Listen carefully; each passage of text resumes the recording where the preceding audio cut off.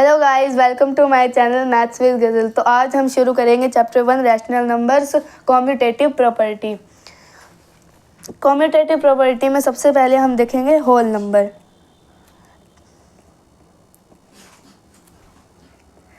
Whole number में हम addition करेंगे। पहला होल नंबर ले लिया हमने 0 और दूसरा ले लिया 7। 0 + 7 करो तो भी 7 आएगा। और इसको मैंने 7 पहले 0 लिखा था, फिर 7 लिखा था। अब मैं पहले 7 लिखूंगी, फिर 0 लिखूंगी। 0 + 7 = 7। अब 7 + 0 = 7। 4 + 5 = 9।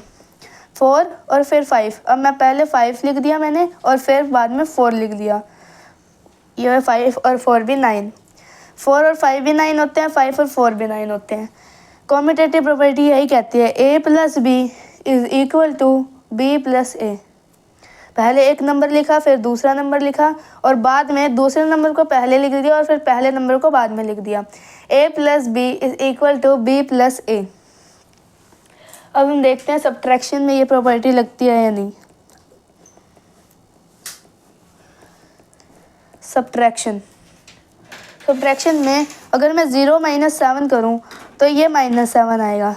अब 7 को मैं पहले रख दूं, 7 -0 लिख दूं तो ये आएगा 7। ये देखो यहाँ -7 आया है, यहाँ 7 आया है, तो ये इक्वल नहीं आए। तो यहाँ पे a - b और b - a इक्वल नहीं होंगे। a - b does not equal to b - a। अब देखते हैं मल्टीप्लिकेशन में।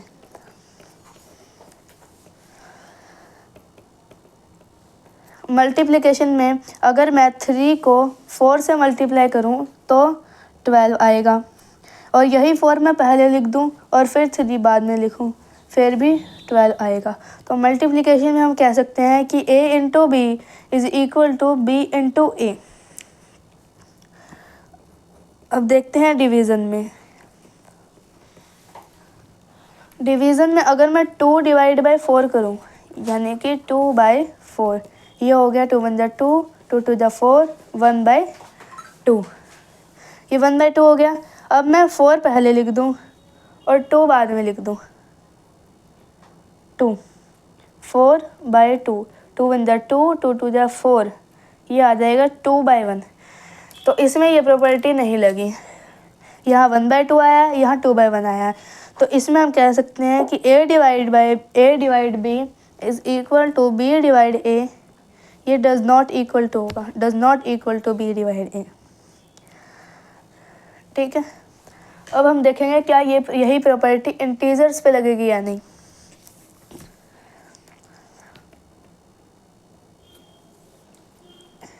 इंटीजर्स, पहला ले लेंगे एडिशन। एडिशन में मैंने ले लिया -5 + 2 = -3। पहले मैंने एक वैल्यू रखी, दूसरी वैल्यू रखी, दोनों को ऐड किया, -3 आ गया। अब मैं दूसरी वैल्यू को पहले रख दी और पहली वैल्यू को मैंने बाद में रख दिया, तो ये आ जाएगा 2 - 5 = -3। तो इधर भी -3 आया और इधर भी -3 आया, तो इसमें भी a + b = b + a। अब देखते हैं सब्ट्रैक्शन में। सब्ट्रैक्शन में क्या होता है, अब मैंने -5 - 2 करूं तो यह आएगा -7। अब -2 मैंने पहले रख दिया और -5 अब रखेंगे। -5 था तो -5 यहाँ रख दिया। पहली टर्म, दूसरी टर्म को पहले रख दिया और पहले टर्म को बाद में रख दिया। सब्ट्रैक्ट कर रहे थे इसलिए यहाँ पे माइनस आ गया। तो 2 माइनस और माइनस प्लस 5, तो -2 + 5 क्या होगा, 3। अब इसमें देखो माइनस का 7 और 3 इक्वल नहीं आए, तो कॉम्यूटेटिव प्रॉपर्टी इस पर नहीं लगेगी। अब देखते हैं हम मल्टीप्लिकेशन में।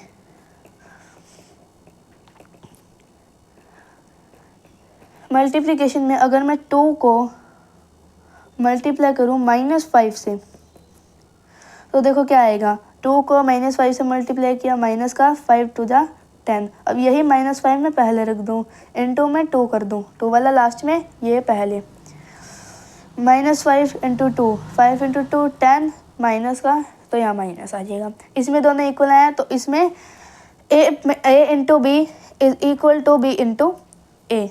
अब देखते हैं डिवीज़न में, डिवीज़न में क्या होगा। अगर मैं डिवाइड करूँ 2 को 4 से तो क्या आया, 2/4, ये आया 1/2, और यही 4 पहले रख दूँ, डिवाइड 2 कर दूँ तो 4/2 इज इक्वल टू 2। तो इस पे भी ये प्रॉपर्टी नहीं लगेगी, इस पे भी a divide b does not equal to b divide a। अब देखते हैं रैशनल नंबर्स पे कॉम्यूटेटिव प्रॉपर्टी अप्लाई होती है या नहीं। रैशनल नंबर, रैशनल नंबर में पहले हम रैशनल नंबर का एडिशन करेंगे। हमने ले लिया -3/5 प्लस 2/3। आज 5 और 3 का एलसीएम लेते हैं। 5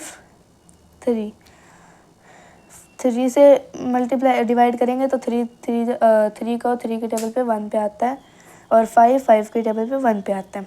तो 5 3 जा 15, इसका एलसीएम लिया 15 को 5 से डिवाइड करेंगे 3, और 3 को 3 से मल्टीप्लाई करेंगे 9। यहाँ माइनस है तो यहाँ माइनस लगा दिया, यहाँ प्लस है तो यहाँ प्लस लगा दिया। 15 को 3 से डिवाइड करेंगे 5, और 5 को 2 से मल्टीप्लाई करेंगे 10।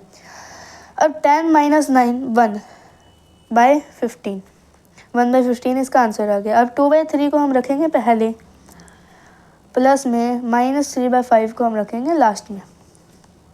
2/3 प्लस -3/5। अब इसका एलसीएम लेंगे, 3 और 5 का 15 आएगा। 15 को 3 से डिवाइड किया 5, और 5 को 2 से मल्टीप्लाई किया 10, प्लस माइनस 15 को 5 से डिवाइड किया 3, और 3 को 3 से मल्टीप्लाई किया 9। तो 10 - 9 1/15।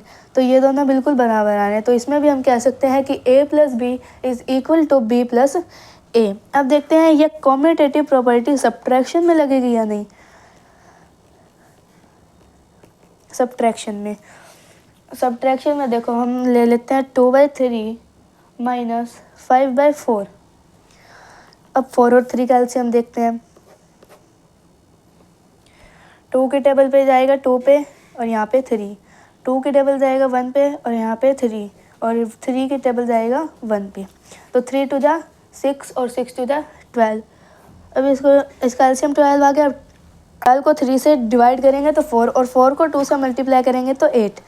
माइनस है तो यहाँ पे भी माइनस। 12 को 4 से डिवाइड करेंगे तो 3, और 3 को 5 से मल्टीप्लाई करेंगे तो 15। ये आ जाएगा -7। -15 और प्लस 8 को सॉल्व करना है, प्लस माइनस माइनस होता है, तो 15 को 8 से माइनस किया 7, और बड़ा वाला साइन देखा जाता है, 15 बड़ा है तो 15 के आगे साइन माइनस का है, तो यह माइनस आ जाएगा। बाय में 12। अब ये ले लेते हैं पहले 5/4 माइनस ये ले लेते हैं बाद में 2/3। इसका एलसीएम तो 12 ही आएगा, अब 12 को 4 से डिवाइड करेंगे तो 3 आएगा, और 3 को 5 से मल्टीप्लाई करेंगे तो 15 आएगा। माइनस 12 को 3 से डिवाइड करेंगे तो 4 आएगा, और 4 को 2 से मल्टीप्लाई करेंगे तो 8 आएगा। 15 - 8 7/12। तो अब आप यहाँ पे देख सकते हो कि ये और ये इक्वल नहीं आए, तो कॉम्यूटेटिव प्रॉपर्टी सब्ट्रैक्शन पे नहीं लगेगी।